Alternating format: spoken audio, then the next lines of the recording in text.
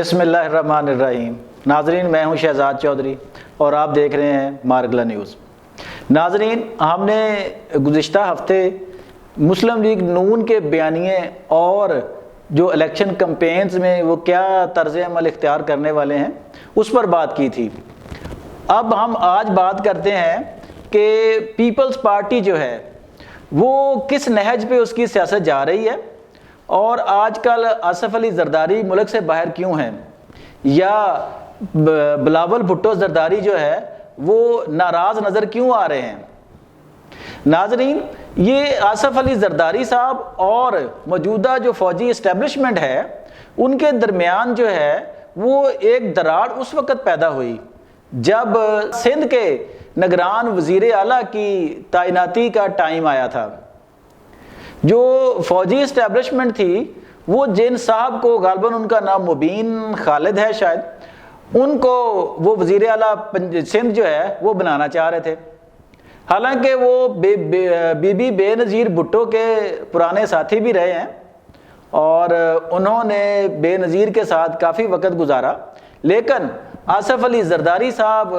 ان صاحب کے نام پر جو ہے وہ متفق نہیں تھے۔ تب کافی جو ہے وہ رد عمل کے بعد جو ہے جسٹس مقبول باقر صاحب جو تھے ان کا نام فائنل کیا گیا۔ حالانکہ جسٹس مقبول باقر صاحب جو ہیں وہ بھی ایک سنجیدہ اور اچھی شہرت کے حامل جو ہے وہ انسان ہیں، لیکن اسٹیبلشمنٹ اور زرداری صاحب کے درمیان جو ایک خلیج چھوٹی سی تھی وہ اب کافی حد تک بڑھ گئی ہے۔ یہی وجہ ہے کہ زرداری صاحب بوجہ ناراضگی اس وقت جو ہے ملک سے باہر ہیں۔ آصف علی زرداری صاحب اور ان کے صاحبزادے چیئرمین جو بلاول بھٹو زرداری ہیں ان کے درمیان بھی بیانات کا جو کانفلکٹ ہے وہ بھی نظر آ رہا ہے۔ وہ تو اتنی بڑی کوئی بات نہیں ہے، ایک سیاسی جو ہے وہ سٹنٹ ہو سکتا ہے ان کا کہ بیٹا جو ہے وہ کوئی بیان دے دے اور والد صاحب کوئی بیان دے دیں اور دونوں پھر اس کے اپنے اپنے مقاصد جو ہوتے ہیں اس کو بیان کر کے ایک تیسرا راستہ اختیار کر لیں۔ اب بات کرنے کی یہ ہے کہ بلاول بھٹو صاحب فرماتے ہیں کہ ہمیں جو ہے وہ برابری کے موقع نہیں دیے جا رہے۔ آج وہ یا کچھ دنوں سے ان کے بیانات آ رہے ہیں کہ 90 دن کے اندر انتخابات کرائے جائیں جو آئین کا تقاضا ہے۔ جناب بلاول بھٹو صاحب کے جو وزیر اعلیٰ اس وقت تھے مراد علی شاہ صاحب، جب سی ایس سی میں موجودہ مردم شماری کے تحت الیکشن کرانے کا فیصلہ ہو رہا تھا اور اس سینسس جو تھے ان کی منظوری دی جا رہی تھی، تو اس وقت مراد علی شاہ جو تھے انہوں نے اس کی اپروول کیوں دی جبکہ انہیں پتا تھا کہ اگر نئی مردم شماری کے تحت الیکشن ہوں گے تو نئی حلقہ بندیاں ہوں گی اور اس کے لیے جو وقت درکار ہے، الیکشن 90 دن میں نہیں ہو سکیں گے۔ آج کیا پیٹ میں مروڑ اٹھا ایک دم پیپلز پارٹی کے کہ وہ 90 دن میں الیکشن کا تقاضا کرنا شروع ہو گئے اور تحریک انصاف کے ساتھ کھڑے وہ قریب ہوتے نظر آ رہے ہیں۔ ناظرین، یہ ان کو ڈاؤٹ پیدا ہو رہے ہیں، ان کو شکوک پیدا ہو رہے ہیں کہ اسٹیبلشمنٹ جو ہے وہ ان کو اس طرح کا موقع نہیں دے رہی جس طرح کا ان کے خیال میں نون لیگ کو دیا جا رہا ہے۔ ابھی دیکھیں، ابھی وہ کہہ رہے ہیں جی کہ بلاول بھٹو صاحب کہ جناب ہمیں یکساں موقع نہیں مل رہے۔ بھائی آپ کے پاس صوبہ سندھ پچھلے 15 سال سے آپ کے پاس ہے، آپ کی حکومت بلا شرکت غیر آپ کے لوگ جو ہیں وہ وہاں پہ حاکم ہیں۔ سندھ میں کوئی فیصلہ جناب زرداری صاحب کے حکم کے بغیر نہیں ہو سکتا، نہ کوئی تعیناتی ہو سکتی ہے۔ اب عوام اور لوگ اس وقت کراچی کے جو حالات ہیں، حیدرآباد کے جو حالات ہیں، اس وقت انٹیریئر سندھ کے جو حالات ہیں، سب لوگ ان سے بخوبی واقف ہیں کہ اگر آپ نے 15 سالوں میں اس صوبے کا کچھ نہیں آپ بنا سکے تو اگلے 5 سالوں کے لیے قوم آپ کو کیوں دوبارہ منتخب کرے؟ یہ وہ سوال ہے جو ان کو اضطراب میں مبتلا کر رہا ہے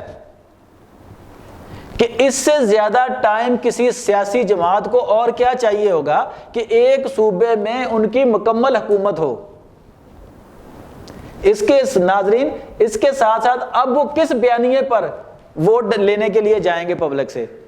پہلے پیپلز پارٹی کے خلاف ایک بیانیہ تھا کہ یہ شہداء کا خاندان ہے، یہ شہداء کی پارٹی ہے،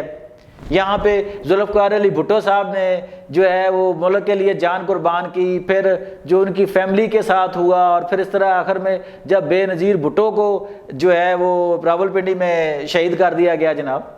لیکن جتنا خراج انہوں نے ان شہادتوں کے نام پر وصول کرنا تھا وہ قوم اور ملک سے پیپلز پارٹی اس سے کئی گنا زیادہ کر چکی ہے۔ اب 15 سال کی حکومت کی آپ نے، وفاقی حکومت بھی بنائی ایک دفعہ، پھر ابھی اس وفاقی حکومت میں شامل رہے ہیں آپ لوگ نا، تو اس سے زیادہ اب عوام کو اور بیوقوف بنا کر کیا حاصل کرنا چاہ رہے ہیں آپ؟ ان کے پاس کوئی بیانیہ نہیں ہے، کوئی کارکردگی نہیں ہے جس پہ وہ الیکشن میں جائیں۔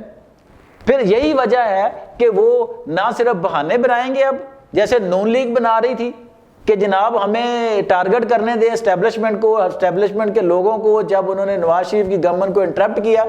اسی طرح کی چیزیں، اسی طرح کا ایک انتخاب کا بیانیہ جو ہے نا وہ پیپلز پارٹی تراشنے کی کوشش کر رہی ہے، جس میں اب تک تو اسے ناکامی ہی نظر آ رہی ہے کہ کس طرح لوگوں کو وہ کس طرح اپنے پیچھے لگائے۔ اب نہ تو سندھ کارڈ چلتا ہوا نظر آ رہا ہے، نہ ان کی شہداء کی جو قربانیاں تھیں وہ چلتی نظر آ رہی ہیں، اور نہ ہی ان کے پلے کوئی ایسی جو ہے کارکردگی ہے کہ جس پر وہ لوگوں سے ووٹ مانگ سکیں۔ ناظرین، یہ جو جتنی بڑی جماعتیں ہیں، جیسے ہم نے پچھلی ویلاگ میں کہا تھا کہ نون لیگ کی جو کریڈیبلٹی تھی تھوڑی بہت کام کے حوالے سے، کارکردگی کے حوالے سے، اس پہ تو میاں شہباز شریف صاحب نے جیسے پنجابی میں کہتے ہیں نا ہونجا پھیر دیا، وہ انہوں نے 16 ماہ میں اس کو تو صفر کر دیا آلموسٹ۔ اور یہی حال اب سندھ میں پیپلز پارٹی کا ہے